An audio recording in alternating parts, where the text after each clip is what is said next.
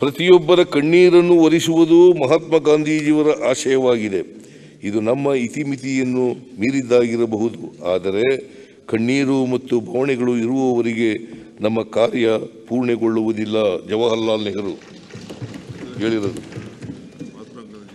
ಮಹಾತ್ಮ ಗಾಂಧಿ ಅವರ ಹೆಸರು ಹೇಳಿರೋದು, ಅವರು ಹೇಳಿದ್ದು ಅಂತ.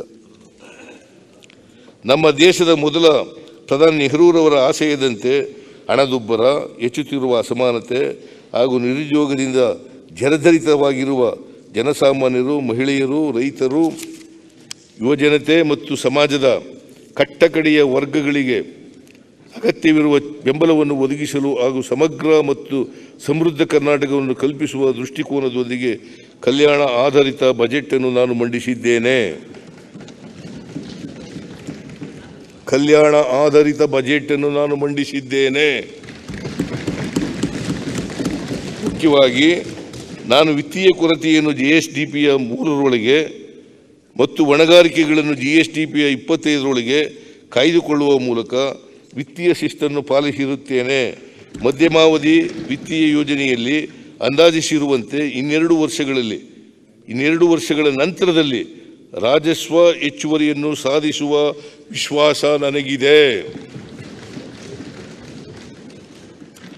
ಆಯವ್ಯಯದಲ್ಲಿ ಘೋಷಿಸಿರುವ ಸರ್ಕಾರದ ಎಲ್ಲ ಕಾರ್ಯಕ್ರಮಗಳನ್ನು ಜಾರಿಗೆ ತರಲು ಸದನದ ಎಲ್ಲ ಸದಸ್ಯರ ಸಂಪೂರ್ಣ ಸಹಕಾರವನ್ನು ಕೋರುತ್ತೇನೆ. ನಿಮ್ಮೆಲ್ಲರ ಸಹಕಾರದಿಂದ ರಾಜ್ಯವನ್ನು ಅಭಿವೃದ್ಧಿಯ ಪಥದಲ್ಲಿ ಮುನ್ನಡೆಸುವ ವಿಶ್ವಾಸ ನನಗಿದೆ. ನಾನು ಈಗ ಆಯವ್ಯಯವನ್ನು ಗೌರವಾನ್ವಿತ ಸದನದ ಪರಿಗಣನೆಗಾಗಿ ಮಂಡಿಸುತ್ತಿದ್ದೇನೆ ಹಾಗೂ ಆಯವ್ಯಯ ಅಂದಾಜಿನನ್ವಯ 2024-25ನೇ ಸಾಲಿನ 31ನೇ ಮಾರ್ಚ್ 2025ರವರೆಗಿನ ವೆಚ್ಚವನ್ನು ನಿರ್ವಹಿಸಲು ಪೂರ್ಣ ಆಯವ್ಯಯವನ್ನು ಅಂಗೀಕರಿಸಲು ಕೋರುತ್ತಿದ್ದೇನೆ.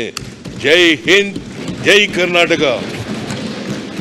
ಈಗ ಸದನವನ್ನು ಸೋಮವಾರ ಬೆಳಗ್ಗೆ 10:15 ಸೇರಲು ಮುಂದೂಡಲಾಗಿದೆ.